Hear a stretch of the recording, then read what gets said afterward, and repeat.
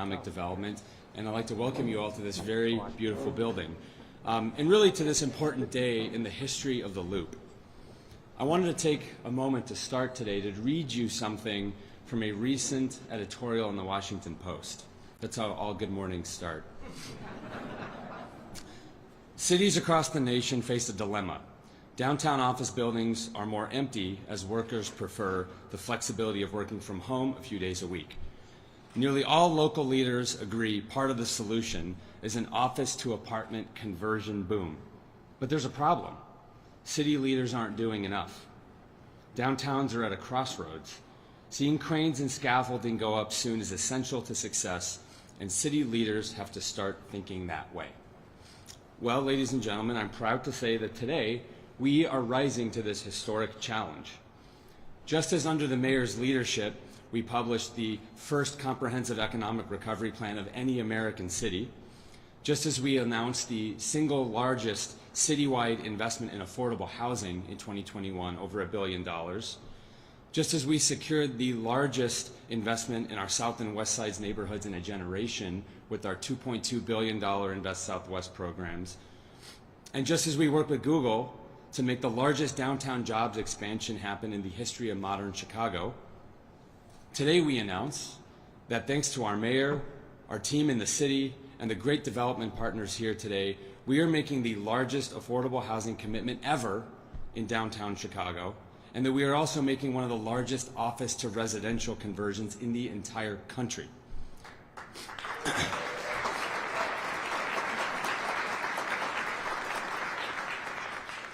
So we are rising to the challenge of our times with unprecedented equity-centered ambition here in Chicago.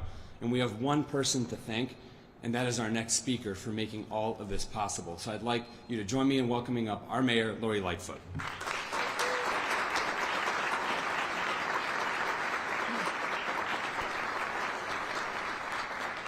Good morning, everyone. And I must thank Samir for all the leadership, all the fearless things, all the economic progress that we have made over these very difficult, daunting years. Samir's footprint, his guidance, his fingerprints, his cajoling is all over everything. So, Samir, you are going to leave an incredible legacy of accomplishment, and you should be very proud. So thank you.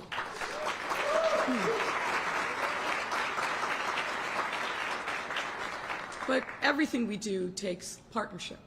And I also want to thank others who are part of that partnership that you'll hear from today.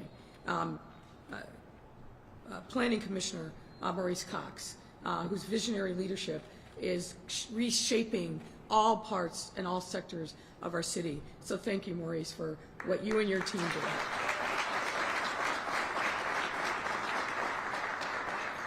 Commissioner Marissa Navarro of Housing has got to be one of the most gifted housing leaders in the country, not just in our city, our state, our region. Commissioner, thank you. Well done.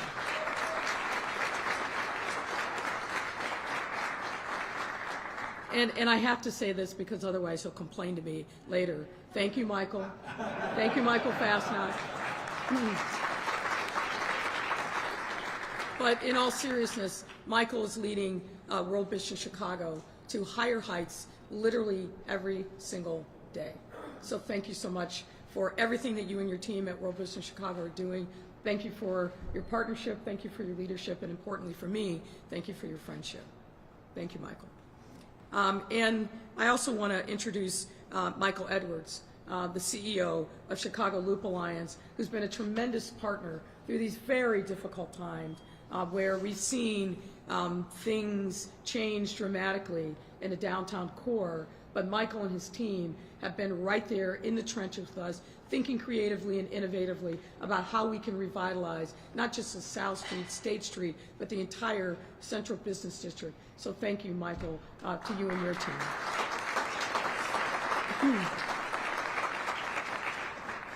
When I drove up today, I looked across the street to 190 south of Salle. And some of you know that's really where I began my professional life here in Chicago. Mayor Brown, my law firm, was located there in the John Buck building for years and years and years.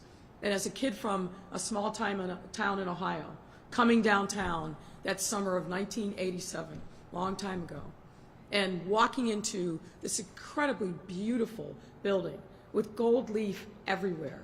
I was amazed that I had the privilege of being in that building. And so I have a great deal of sentiment about the Loop, and particularly LaSalle Street. And then fast forward to my days working at the city's 911 center, and this will make some of you laugh, but recall the fire that happened in the old LaSalle bank building. My job as a member of the OAMC was the post-fire incident commander, standing on the street outside with a bullhorn, barking orders to city departments about how we could get the building back open, get transit back flowing. And so I have a lot of good, solid memories of being right here in this footprint of LaSalle Street. So you know this, but it bears repeating. LaSalle Street corridor is the historic heart of Chicago's central business district, bar none. For nearly a century, skyscrapers would rise and fill with economic activity from financial institutions, brokerage firms, and other entities that powered Chicago business and our economy. But over the past few years, LaSalle Street has been seeing significant office and retail vacancy rates brought on by the pandemic, but really those trends were starting way before we knew the language of COVID-19. The downtown area is essential to Chicago's success, and it is critical that we revitalize this area to its greatest potential.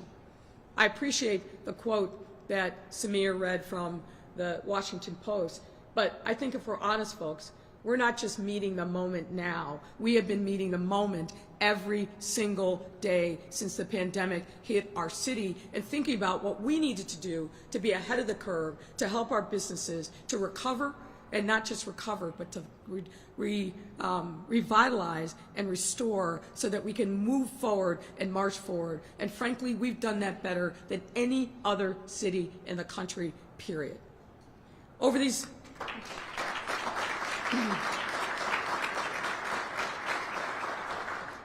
We need not only to encourage the continued return and growth of downtown businesses, but to reimagine the Loop as a mixed-use community that can be home to both office workers and community members beyond the 9-to-5 workday. We're already seeing that. If you look at the census data, one of the places of biggest growth in our city is our downtown. And we need to continue to do everything we can to accelerate that growth, and that's what today's announcement is about. Let me take you back to September of 2022, when we issued an invitation for proposals, an IFP, seeking projects that would reclaim historic properties, innovate their usage, and instill equity in our Loop. Today, we are proud to announce 3 finalists and their proposals that will help revitalize and reimagine this corridor. Planned for more than 1.5 million square feet of office space, I'm proud to announce that the winning projects include the $180 million adaptive reuse of the Monroe Residence and Hotel to create 349 housing units within the upper stories of a 1910 National Register high-rise, as well as 226 key hotel project in the building's lower floors. A $258 million adaptive reuse of the Field Building to create 430 housing units within a 1934 landmark high-rise, including the activation of more than 80,000 square feet of multi-level retail space. And finally, $130 million adaptive reuse of the LaSalle residences, creating 280 housing units and renovating a full-service restaurant and a variety of tenant amenities. These projects, taken together, will create more than 1,000 mixed-income apartments, of which 318 will be affordable units, for a total of $550 million public and private investment in our great Chicago Loop.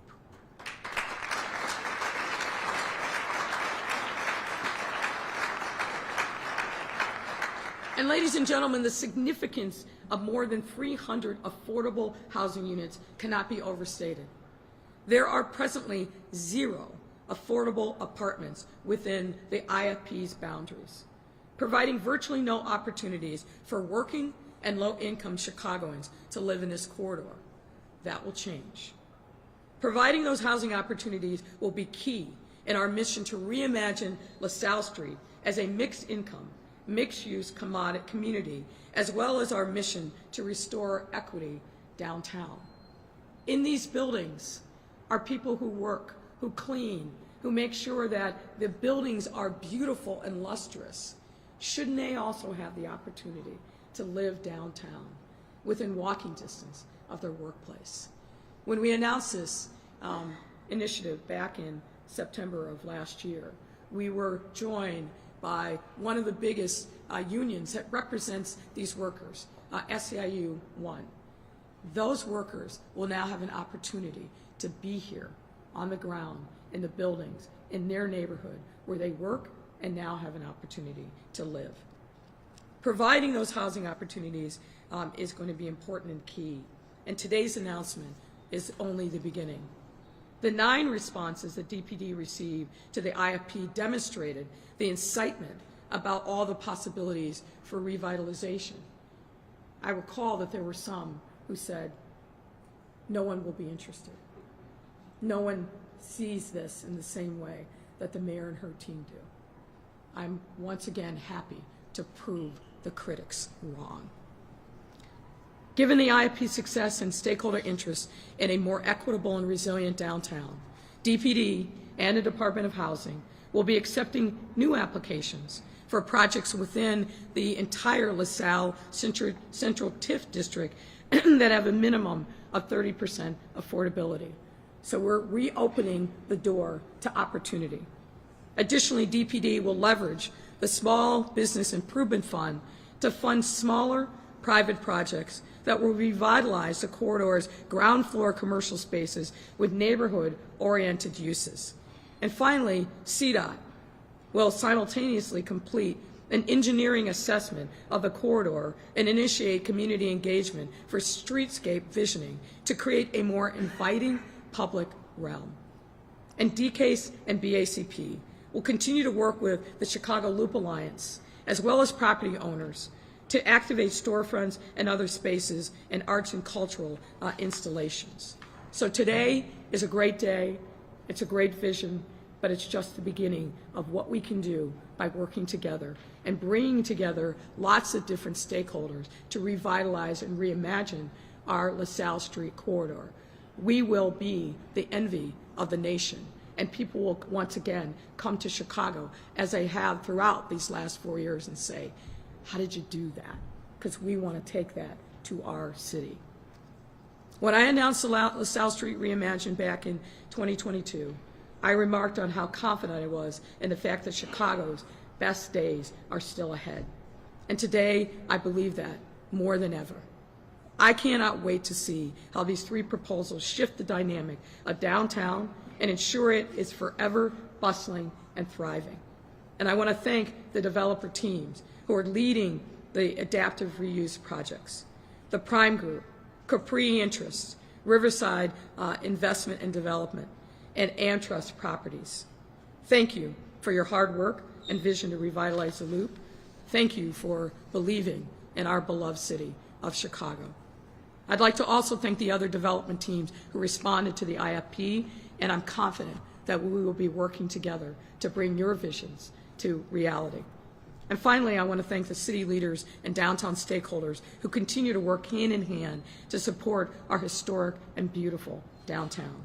And now, it's my pleasure to invite Maurice Cox to come and say a few words. Commissioner.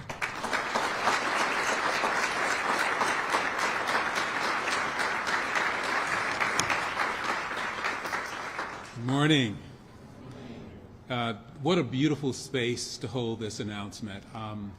I want to thank first and foremost Mayor Lightfoot, for marrying equity and innovation to produce something of historic consequence for the city.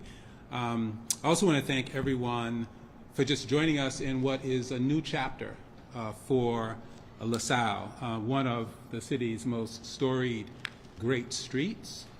And some of you may remember when we were writing the introduction in September, when the mayor announced that tax increment financing would be made available for projects to repurpose the corridor's at the time pervasive commercial vacancies, but to do it to create a signature mixed income community.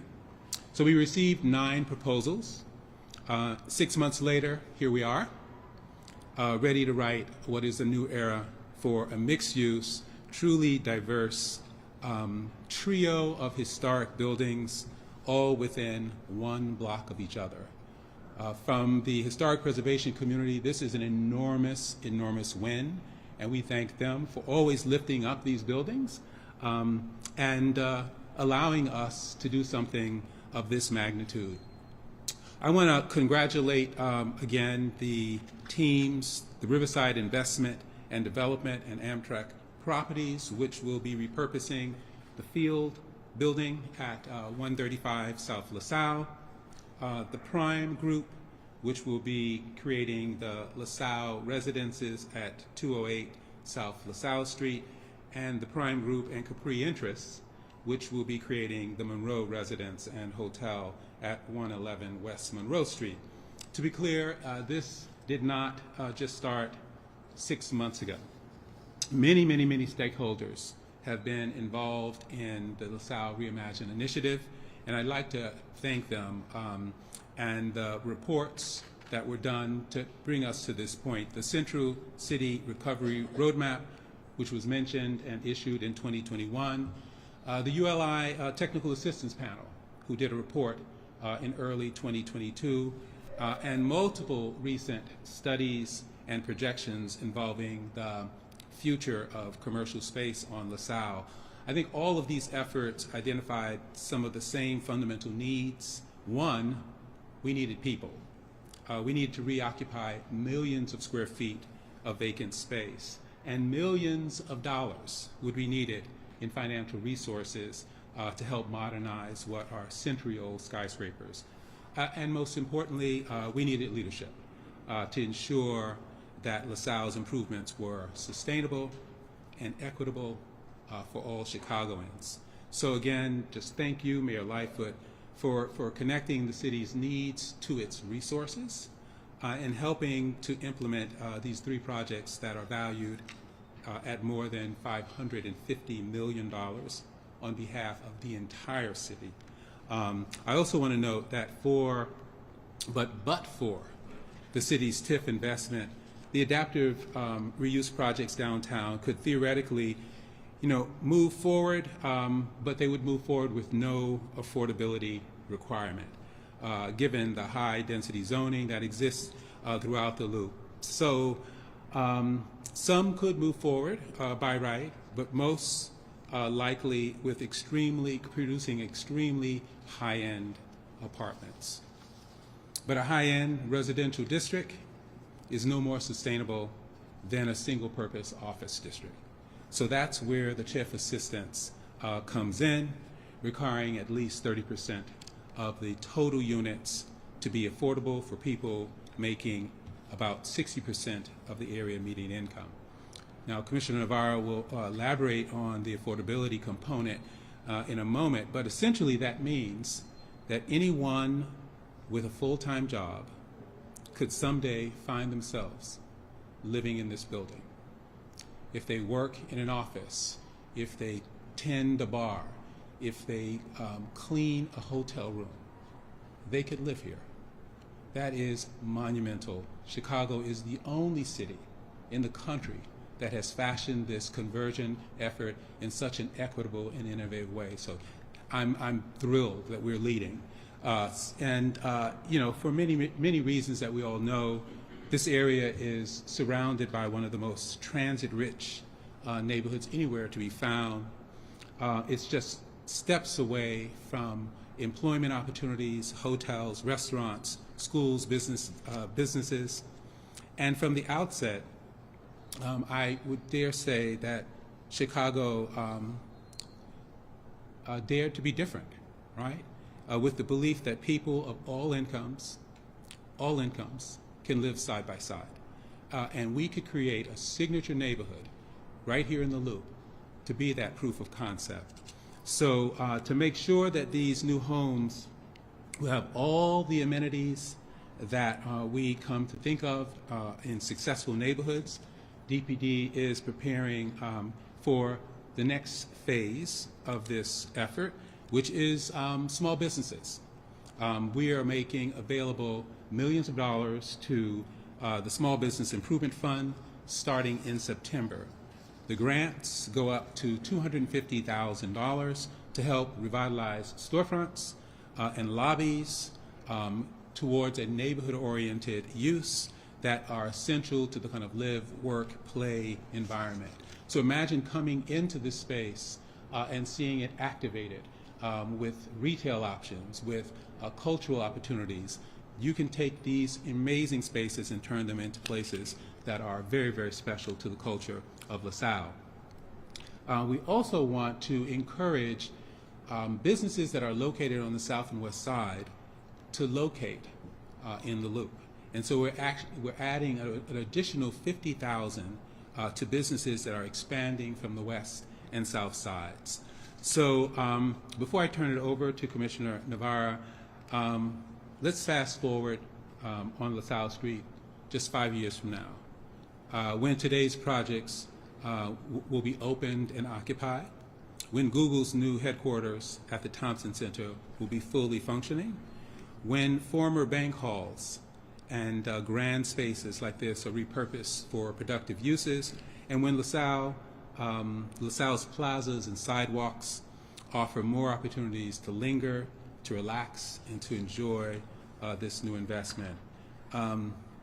As has been said, Chicago is probably one of the most advanced and forward-thinking, equity-based cities, big cities in America, and this corridor will be a testament to that vision.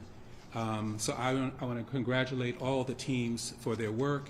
I also just want to give a special shout out to my team at DPD in the Central Area Planning team, being led by Cindy Rubeck, who is in the house. There you are.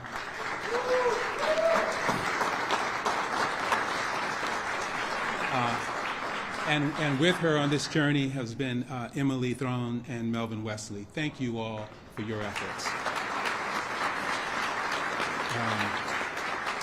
So I get the pleasure of introducing the other part of this amazing journey, Commissioner Navarra, and the early conversations we had on what an equitable Chicago looks like. Today we're here to celebrate that achievement. Commissioner Navarra.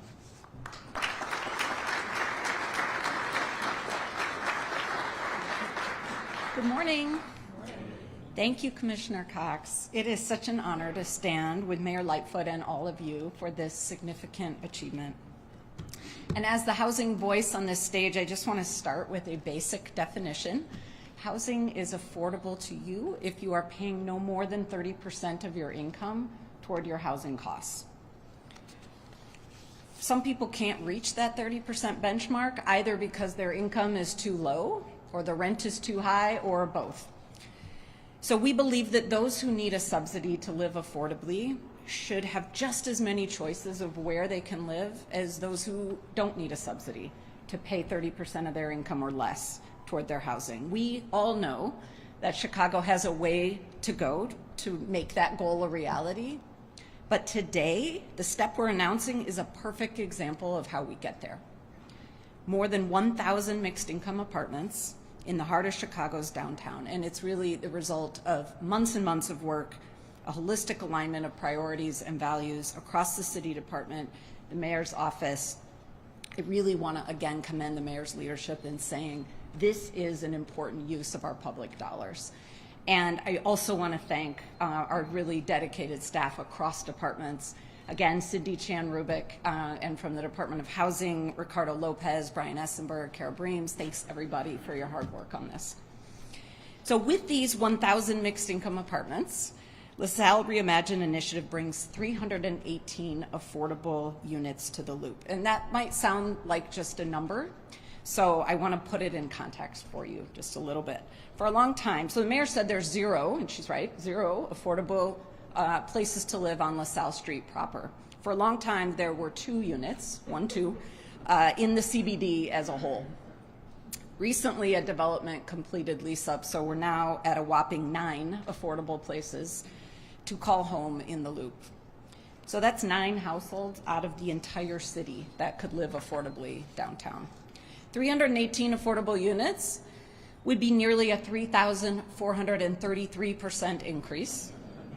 That's 318 households that could not otherwise walk to work in the Loop, 318 heads of household who could say yes to a job offer, who might otherwise have said no because the commute seemed impossible. 318 parents who could send their kids to South Loop Elementary and be steps from every mode of public transit that we have to offer in the city. So the affordable units in each of these finalist proposals are for people earning an average of 60% of the area median income. That's about $50,000 for a 2-person household. So importantly, that's the average. We also will be going up to lower incomes and to a bit higher as well. So as we've talked about, this is helping us address not only our shortage of affordable housing, but also the issue of unused and largely abandoned spaces. This adaptive reuse is so important for our downtown and throughout the city. It's been a perfect marriage of opportunity and need. And by asking developers to tackle this both simultaneously, we've been able to realize an inventive and creative solution. And as Samira said, when I talk to reporters that are national, this is what they ask me about. It is a national phenomenon that cities are trying to figure out, and I'm so proud that people want government to be innovative. They want us to be taking chances and trying things. This is what we did here, and we got an enormous response. Here's the last thing I want to say. We all know that Chicago is a city with profound racial and economic segregation. We didn't get that way by accident, and we're not going to change it without the kind of deliberate action that we're taking today. You can't say it's such a shame that Chicago is such a segregated city, and then in the next breath say, but let's redevelop LaSalle Street with 0 affordable housing. You can't do that, and we're not doing that. And to those who have said, wow, this is expensive, let me say this: be under no illusion that our extreme state of racial and economic segregation is cost neutral. It is not. And I know a little something about this because I led a study about what segregation costs Chicago. And I can tell you definitively that it costs us $8 billion in lost GDP, 30% more homicides, and 83,000 lost bachelor's degrees. So yes, Mayor Lightfoot and the team are willing to spend a little tiff to change that and to give people who need a subsidy to live affordably 318 more options to do so here in the Loop. So steps like these are what help us transform Chicago into the more equitable city we should all want it to be. Congratulations to the winning teams. Thank you for joining us in making this mixed income transformation a reality on LaSalle Street. And I'd like to introduce Michael Edwards from the Chicago Loop Alliance to come up next. Thank you.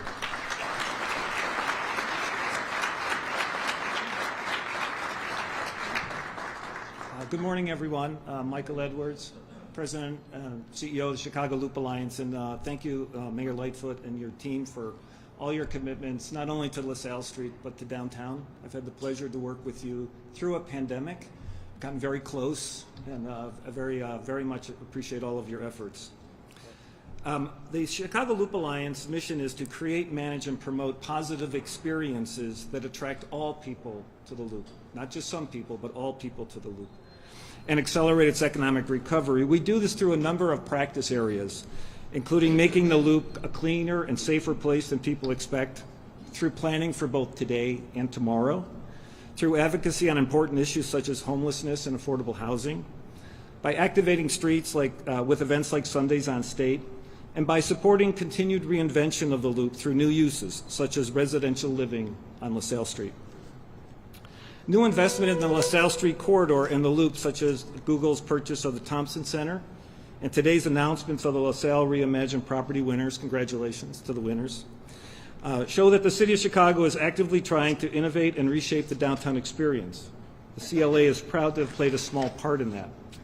We were part of the ULI Reimagine process. There was a number of recommendations, and a lot of it was around, would people actually come to LaSalle Street?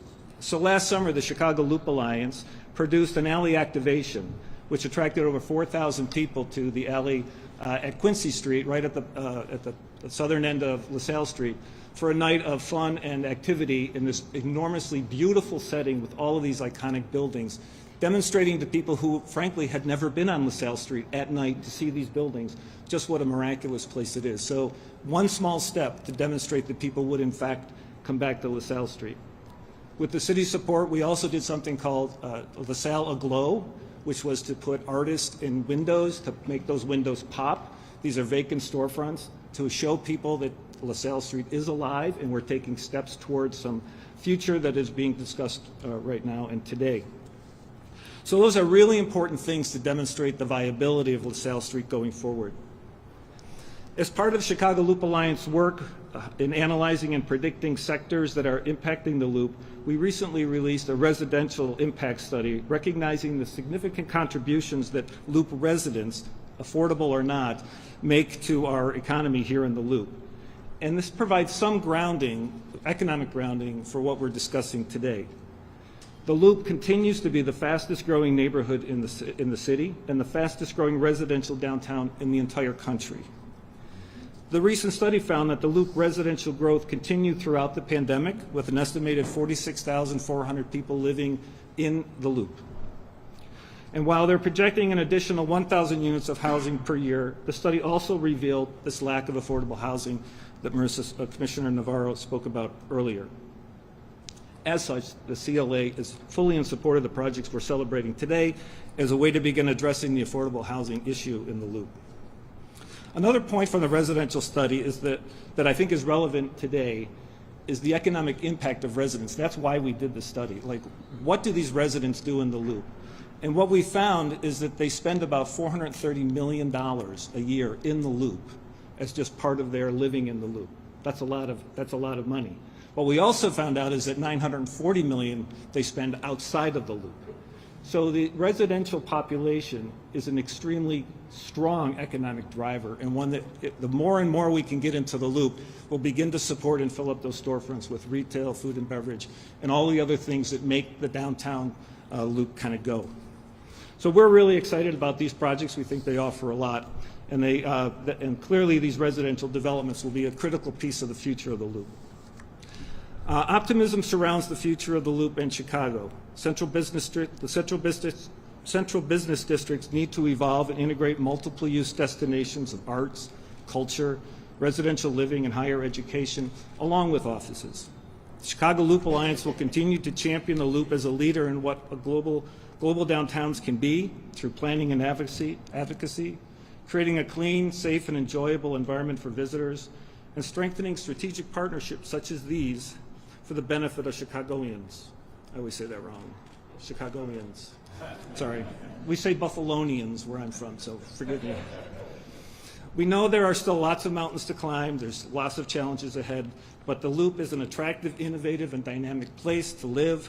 And starting right here on LaSalle Street, let's make it happen. Thank you.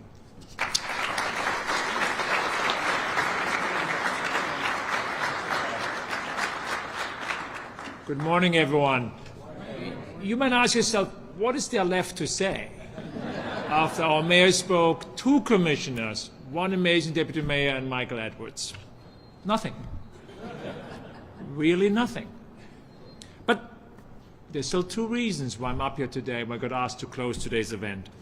First, I know not all of you are the diligent listeners that you pretend to be, so in a minute I will share the cliff notes of today's event.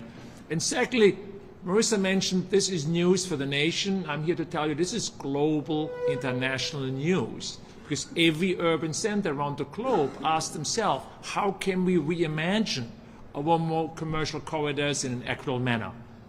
There's no one better to talk about international than a man with an accent. Sometimes the medium is the message. So here are the cliff notes. Today's announcement is about reimagining a thriving anchor corridor a beautiful street, like Mike Reschke tells me every single day, an important historical street for Chicago. A place for work, live, and play. We have reimagining like we do so many other things. At the same time, today's announcement is not just about revitalizing an important street, but also make another critical step towards ending segregation in our city. A small but mighty step. To have 30% of this over 1,000 units, it's affordable units, ensures that Chicago has more good days out of our city as the most diverse city in our nation, not the most segregated one. And so thank you to all who made that happen. Thank you, John. Thank you, Mike. We'll watch what you're building here. And you have my promise, World Business Chicago is fully behind these initiatives to make sure you will build here and make the city even more beautiful. Thank you to our mayor, to my friend Samir, to both commissioners and everyone else who supported this initiative and will continue to support this initiative, because today is just one small step to make this a reality. So thank you. Please feel free. I think I paid for the drinks and food like always. So please stay here and enjoy yourself. Thank you all.